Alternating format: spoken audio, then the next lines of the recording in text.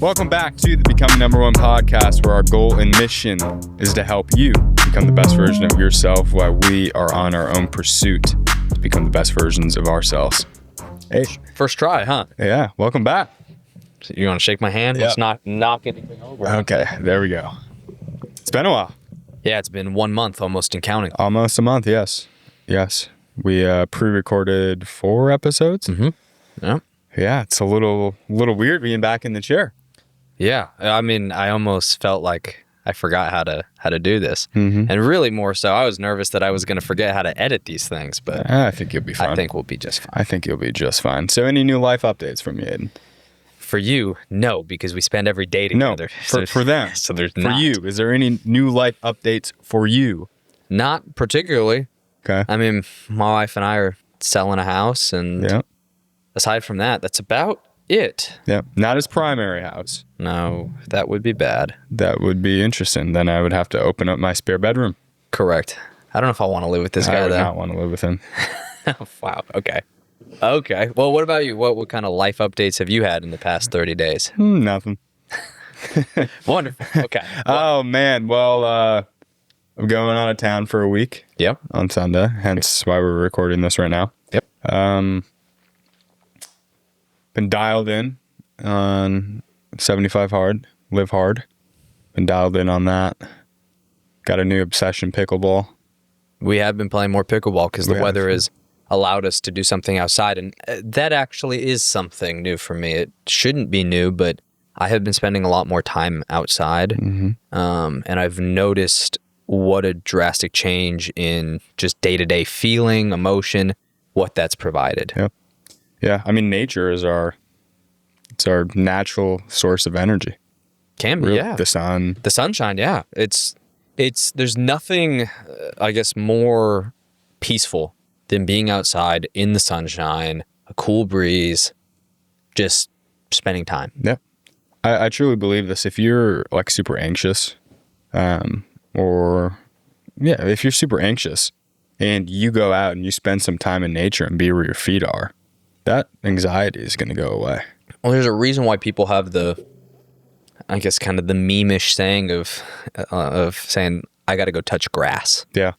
You know, people say it kind of sillily, or in a silly way, but there's a lot of truth founded in that. Mm-hmm. How important just going outside and being in nature and not being cooped up, within 4 walls, the whole bunch of artificial light does. Yep. And a whole bunch of technology around you. Yeah. Now, granted, I am not one of those guys that has to, every morning when I wake up, go and touch grass with my bare feet and dip my balls in water, cold water. I'm not one of those guys. But I do think nature is important, and it's a lot of things, too. It's a natural remedy. Good, as opposed to dipping your balls in water. Yeah. Okay. Yeah, I guess so. But I mean, just in general, you see so many herbs and plants and all these different things that people can take, and it cures a sickness or a cut, whatever it may be. There's a lot of stuff in nature. Yeah. But anyways, we're getting on this tangent where we sound like we're Bunch of soy boys. earthy crunchy. Well, Yeah. I mean, honestly, at the end of the day, if you're spending a whole lot of time inside, just go outside for a little bit. Yeah. I can speak from personal experience. You can speak from personal experience, but I think it's really just going to have a positive impact on your life. I completely agree. So, But you guys are probably wondering, well, you guys are back. Not like we really left, but we're back. And what are you going to talk about today? And Aidan asked me yesterday, he said, come up with a podcast topic for tomorrow, maybe 2. I said, okay. And I've been reading this book. It's by someone I respect a lot. I'm in his mentorship group, and I learned so much from him. He's a really good man. And it's called The Power of One More by Ed Milet. If you guys listen to the show, you're obviously interested in the personal development space. And Ed Milet, for me, was an inspiration to work on my personal development, someone that I'll go to learn things of how I can get better and how I can grow as an individual. In this book, Power of One More, it's really, everything in this book is in the title itself. This is the power of one more, doing one more rep, making one more phone call, staying an hour later, getting there an hour earlier, right? Going the extra mile. And that's really what this book's about, but it breaks down a lot of different things of what you could do one more of. And this chapter that I read last night, and it relates to a lot of things that we talk about. But I thought it was going to be really beneficial for a lot of people because summer's coming up, the weather's going to be nice, people are going to be on the lake, they're going to want to be outside all the time. And this chapter in this book is about inconvenience. Now, you can relate inconvenience to doing hard things, but I wanted to go a little bit more in depth and talk about what the inconvenience actually means. And the name of this chapter is One More Inconvenience, just like all the rest of them are. It's one more something. And to start off, I want to read this. The ultimate measure of a man is not where he stands in moments of comfort and convenience, but where he stands at times of challenge and controversy. That's from Dr. Martin Luther King Jr. And I'll keep going on this. I'm going to read some paragraphs in this book and we'll talk about them, but they're super beneficial. Here's a simple but compelling fact about the way the world works. Convenience and greatness cannot coexist. I'm going to read that again. Convenience and greatness cannot coexist. They are opposite forces. So what does that mean to me? I'm going to tell you what it means to me. If you want to be great, if you want to do something big with your life, if you want to lose weight, if you want to make a change, if you want to make more money, you're going to have to inconveniently do things. So that means staying an extra hour of work, making an extra 100 phone calls, putting in the extra hour of training, whatever it is, or spending an extra hour at the gym, or maybe you take Sundays off and now you have to go on Sunday because it's inconvenient for you. You have to do it. That's what all the greats do, is they are inconvenienced all the time, but they still show up anyways and do it. I think it's also a fallacy to think that you can go through your entire life and not face any inconveniences. Yeah. Whether you're striving for greatness or mediocrity or something less than that, you're going to experience inconveniency at some point. Taking out the trash is inconvenient. Doing the damn dishes is inconvenient. Having that hard conversation with your buddy or your partner, it's inconvenient. And I think what Ed Milet quoted Martin Luther King saying is that really how a person responds to these inconveniences is a measure of who they are as a person. Yep. And I would agree with that. I think what somebody does in the hard and troubling times of their lives is a lot better of a reflection as to who they are at their core Yep. than how they are when times are great and prosperous. Easy. Because anyone can make a lot of money in a great market.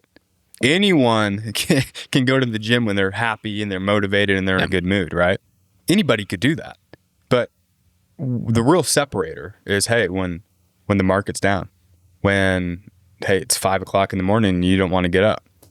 So I agree with what you said there, and I want to keep going on this because this ties into what we're saying. Inconveniences are the challenge you must overcome to have a shot at accomplishing anything significant. These inconveniences can be anything from getting up at 5 a.m. to make a 7 a.m. meeting with a professor when you're working on your master's degree, or running 75 miles a week to prep for your first marathon. Even though your feet are on fire because you're covered with blisters, it could be going through 4 months of morning sickness before you give birth, or putting in 60 hours a week to be a top salesperson for your company. Paying the price of inconvenience is no guarantee you'll succeed, but if you don't inconvenience yourself and confront the difficult things in front of you, you'll have no choice at all at ending up where you want to be in life. What I hear when you say that is something that a lot of great people have talked about and something that we've discussed here on the podcast, but is choosing your heart. Yeah. Because you're right, waking up at 5 a.m. is inconvenient. Training for a marathon is inconvenient, I think, as both of us can attest to. But choosing inconvenience to save yourself from even worse inconvenience in the future, I think that's kind of what this is speaking to, right? Because being active, going to the gym, getting cardio in, it's not, most people don't love it, and they don't love it all the time.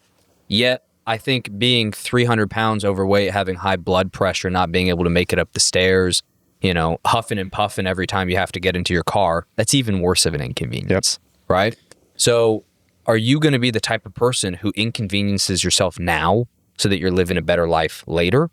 Or are you the type of person who's going to put off all their problems because they're too afraid to handle some discomfort now and ultimately just shooting yourself in the foot later? Yep. I think that's what this speaks to. Absolutely. And to touch on that, everything great you've done in your life, you were inconvenienced one way or another. Mm-hmm. There was something hard that you have to do, and you can relate hard to the inconvenience, right? And I want to read this next part because this ties into it. Embracing inconvenience as a way of life. Think about the most extraordinary thing you've been blessed with in your life. Chances are they started as something inconvenient, a championship you won, adding 25 pounds of muscle while lowering your body fat by 50%, earning a raise or a promotion at work. You sacrificed some parts of your life to reach these goals. Even if you did so willingly, those sacrifices came with some degree of inconvenience attached to them. However, on the other side of all these amazing accomplishments are the most exceptional memories, events, relationships, and possessions in your life. That's why, as unusual as it may seem, if you want a fulfilling and blissful existence, you must embrace inconvenience as a way of life. I go back and I look at the times I slept on the floor, when I had to restart everything. All of those things sucked. They were inconvenient. They were embarrassing. But at the time, running through my mind, I just thought that's how it is. This is what needs to be done in order to get to where I need to go. Like, I have to do these things. I have no other choice. And really, my back was against the wall. And now when I read this and I think about it and I can materialize it, I look at all the things that I want to do right now and I ask myself a question. What type of inconveniences do I need to bring back into my life so I can grow? And how can I embrace it? I know it's going to suck. I know it's going to be difficult. I know it's going to be hard. But in order to push that gap forward and for me to take a huge stride in my life, where do I need to be inconvenienced right now? And I think if you guys ask yourself that question, that is when you can start making big changes because you know exactly what you have to do. And usually it comes down to the simplest thing is, hey, where am I really comfortable right now? What's really easy for me right now? And it could be, for a lot of people, their diet. It could be the gym. It could be their finances. It could be whatever it may be. What is super easy for me? What am I on autopilot with? Because that's the thing that you need to be intentional about and probably change and make it more difficult, because when you make it more difficult, that is when you grow. Well, I think you're touching on something so important. And I mean, you said it as simple as it is you don't grow from being comfortable, you grow through the uncomfortability. Yep. That's the two are tied together. And I mean, the question is simple. Do you need to grow? Do I need to grow? Do you need to grow? The answer is pretty much always yes. It doesn't matter if you're 5 years old, if you're 25, if you're 50, if you're 80. Everybody has something that they can grow in.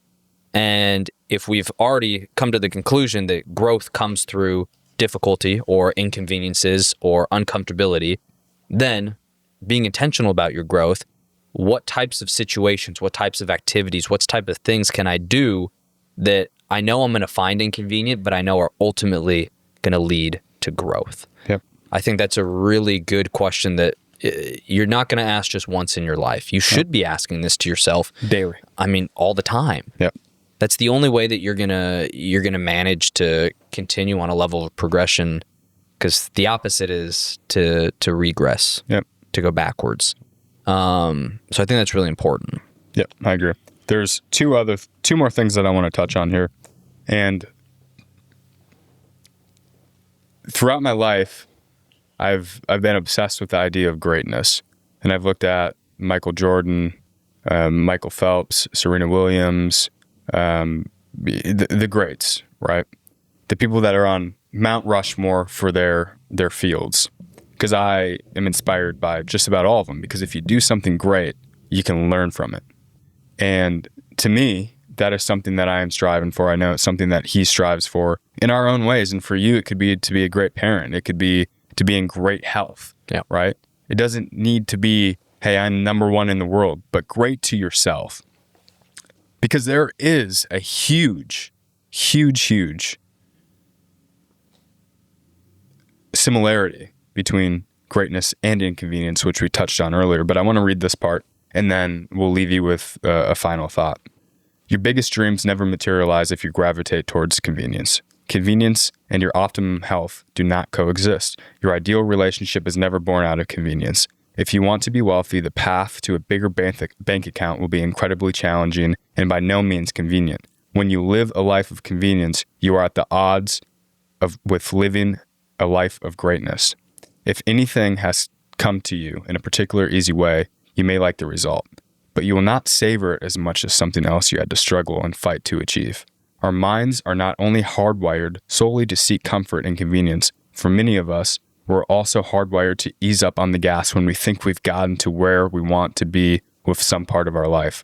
We often tell ourselves we want only the best outcomes, and we may even try to design a life that appears to point to a higher level. But in reality, we often create processes to avoid inconvenience and conflict. When we do this, we're steering ourselves towards a life that already exists. One thing I keep coming back to, I think if you're passionate or even just interested in personal development in any way, shape, or form, you should try to become more and more obsessed with learning. And I think inconveniences are some of the most fruitful places to learn. Whether it just be learning that you should have a better mindset. I mean, if you're dreading washing the dishes, then I mean that should be at least to me that would be a kind of a slap in the face of, hey, this shouldn't be bothering you this much. There's something wrong with your mentality if doing something like this is ticking you off. Inconveniences with finances is something that I think everybody faces. And to me, that is just shining a bright ass spotlight on areas in your life that you need to grow. Either you need to find a way to make more money or you need to find a way to stop spending as much money. And I mean, I'm sure there's plenty of other things that we can pull from the inconveniences in our lives, but every single one in some way, shape, or form, there's a lesson there. Yeah. Convenience always leads to a dead end road every single time, and it never lasts. And if you think about it, when we talk about inconvenience, it's really this simple. It is discomfort. And it's really easy to be motivated and super hyped up when it's your first day of starting something. But day 7, day 14, that's when you're going to start to see the inconveniences. And that is exactly when you need to realize that this is the whole conversation we just had, where you need to push through them, because once you push through the inconveniences, that is where the great life exists. And I want to leave you with this. A couple questions to ask yourself. These come out of the book here. Tapping into the right inconveniences, as Ed says. What kind of life do I want to lead? Who are the people I want in my life? What are my standards for reaching the goals that I have? Because all of those things, they do tie into inconveniences at the end of the day, because it's going to mean that you're going to have to change. It means that you're going to have to grow. Growing pains are real, and it stems from the inconvenience of life. So, where, right now, in your life, do you need to add back in the inconveniences to make the strides? Yeah. Where are you finding most of your inconveniences? That's a place to learn. That's a place to grow. And then, I mean, to add to it, yeah. Where can you actually add inconvenience so that you can grow and become a better person? Yeah. Those are great questions to ask yourself. Not just once, not just twice. Ask yourself that constantly. Because growth shouldn't just be once. Yep. Growth should be a all the time thing. Yep. So we appreciate you guys listening to this. And we hope that you're able to take something from this and implement it into your life. It doesn't do us any justice. Yep. I mean, talking about it is good for us because we learn more from it.